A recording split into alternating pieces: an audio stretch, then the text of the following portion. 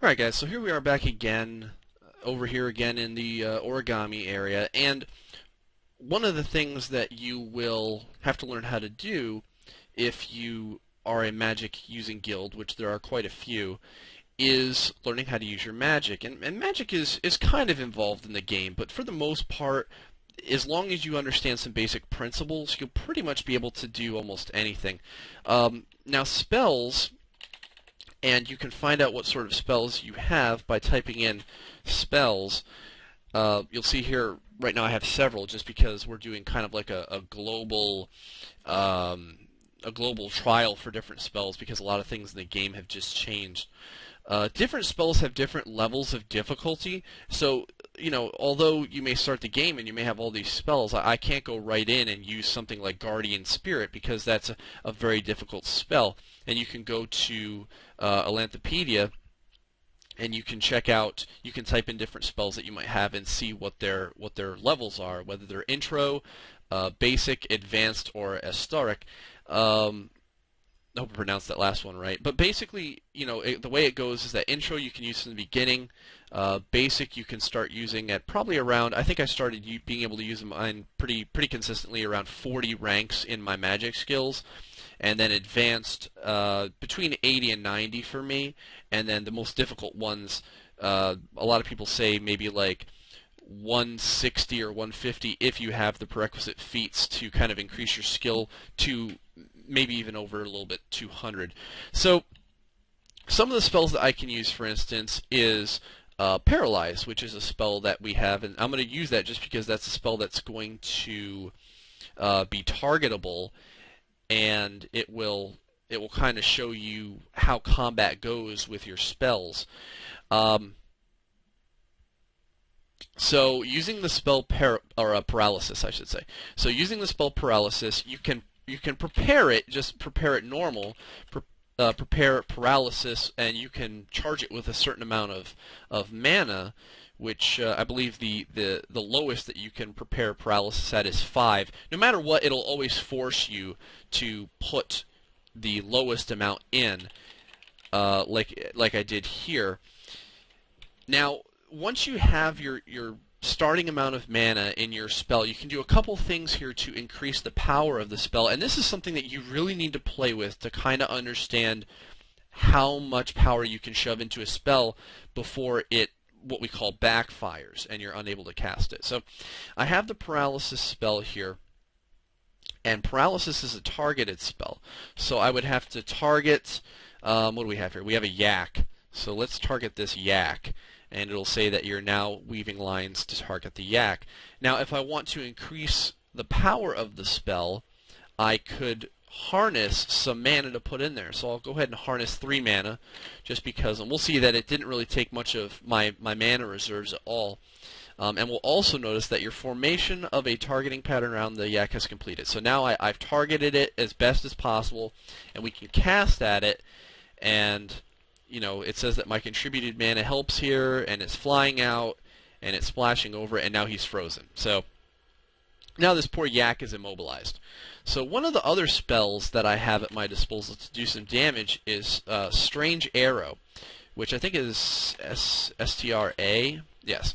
So you can prepare that, but let's do something else. Instead of preparing it and then having to target it using 2 commands, you can actually do target STRA, and we'll target that yak again. So it's automatically preparing it to the minimum amount, and it's automatically targeting one of the creatures. Well, here it's targeting a sprite.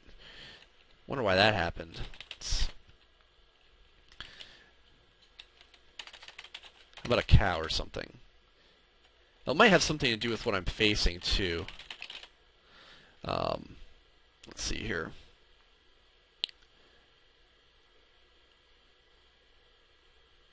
So yeah, I'm facing the sprite. So let's go ahead and face the cow. So now we can go ahead, and I'm actually kind of glad that happened because that allowed me to show the facing and the combat, the assess combat commands as well, which will show you what's facing what. So it says you are facing a sprite. So now that I faced the cow, if I type this in, it'll say that you are facing a cow. So now let's go ahead and target Strange Arrow, and we'll go ahead and do that. It's automatically going to start targeting those lines on the cow. And, I could be doing other things while this is happening. I mean, if you want to, like I said, use your circling techniques, or, if you want to punch it, I mean, I could punch the thing, I guess, while I'm waiting here. So it's completed up here. We'll go ahead and harness a little bit more magic, just because why not? And let's go ahead and cast and see what happens here. So, it lurched at the cow, and it enwreathed its right arm, pockmarking it with a hissing sound. So it did probably a little bit of damage. You can look at the creature to see maybe some of the damage you did.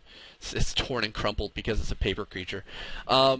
So that's basically how you'll be using your targeted spells. Now there's other spells too, which are like buffing spells and spells that augment you. I have quite a few here, like let's use Gift of Life, which is an empath spell that allows me to increase my my stamina and my empathy skill. So I happen to know that I can cast this skill at around 16 to 18 mana, so I'll just go ahead and prepare it at 16. That's something else you can do instead of harnessing, is you can straight up prepare your spell at a higher amount, which works the skill of the magic a little bit better than just harnessing, from what I've seen. So we'll go ahead and wait until my round time is done, and I'm fully prepared to cast a spell.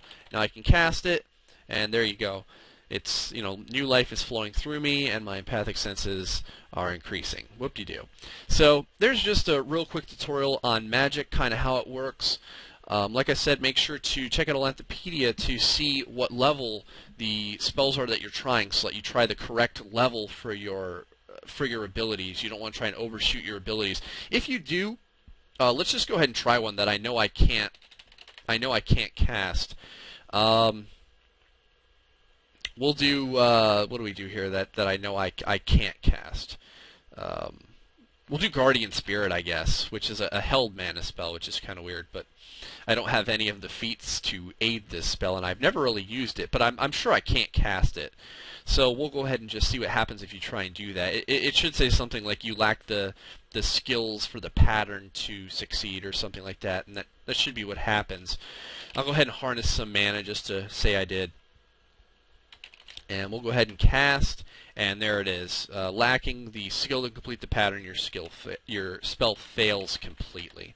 So, and then release to get rid of any kind of mana that you were holding at the time. So anyway, guys, I hope you guys enjoyed that. Bear with me as I try and pronounce certain things that I just really look at, and I don't really try and pronounce verbally when it comes to different spells and things like that. And we will see you for the next tutorial. We'll see what we'll go on to next time. Bye.